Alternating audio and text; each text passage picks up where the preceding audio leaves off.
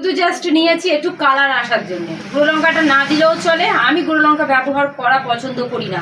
যেগুলোতে না দিলে নয় সেগুলোতে আমি গুঁড়ো লঙ্কা, কারণ যেহেতু আমার ঘরে আমার বাচ্চা আছে, আমার বাচ্চাটাও খায় সঙ্গে, আর নিজেদেরকেও গুঁড়ো লঙ্কা থেকে যত কম দূরে রাখা যায় ততই ভালো। কাঁচা লঙ্কাটা বেশি ব্যবহার করে। তাহলে চলো আমি আমাদের চুনো মাছটাকে আগে মেখে নিই। তাহলে মেখে নেওয়ার জন্য এই যে বললাম কড়াই নিয়েছি, কড়াইয়ের মধ্যে আগে দিয়ে দেবো এই মাছটা। অবশ্যই মাছটা কিন্তু পরিষ্কার ভালো করে ফ্রেশ করে ধুয়ে নেবে, কারণ যেহেতু আমি যে চুনো মাছটা ধরো তো বাটি চচ্চড়ি, যাতে জিনিসটা একটু ভাজা যাতে হচ্ছে না, মাখা হবে। নিয়ে নিলাম পেঁয়াজ কুচি বড় বড় দেখে আমি দুটো সাইজের পেঁয়াজ নিয়েছি, তোমাদেরকে দেখিয়ে দিয়েছি। নিয়েছি সঙ্গে বড় একটা টমেটো, তোমরা পারলে 2-3টে টমেটো নিতে হবে, যেহেতু আমি বড় বলে একখানাই নিয়েছি।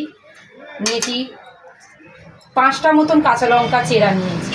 যে যেমন ঝাল বেশি খেতে পারো তোমরা তার বেশিও নিতে পারো। পুরো একটা ধনে পাতা কুচানো নিয়েছি।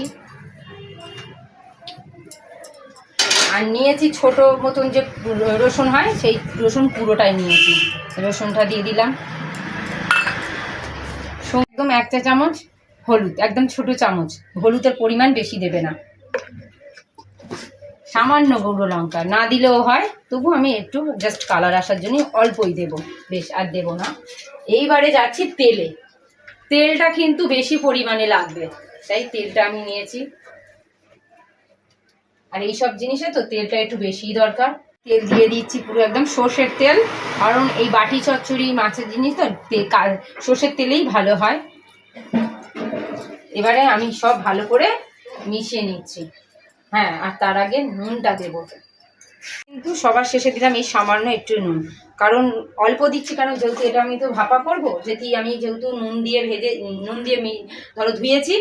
আর আমাদের চুনো মাছ, নোনা মাছ এমনি নুন হয়, আর আমাদের চুনো মাছ প্রচুর পরিমাণে নুন থাকে, তাই জন্য আমি বুঝে শুনে নুনটা দিচ্ছি। যদি লাগে তো পরে ফের আবার দেওয়া যাবে, কিন্তু এখন যেহেতু একদম অল্প দেবো, কারণ যেহেতু আমি মাছটা ভাজার সময় আমি নুন দিতাম, যদি আমি তরকারি করতাম তখন আমি নুন দিতাম, কিন্তু এটা তো আমি ভাজছি না, তাই জন্য ডাইরেক্ট তো তরকারিটা হচ্ছে, তাই আমি হালকা সামান্য পরিমাণে নুন দেবো।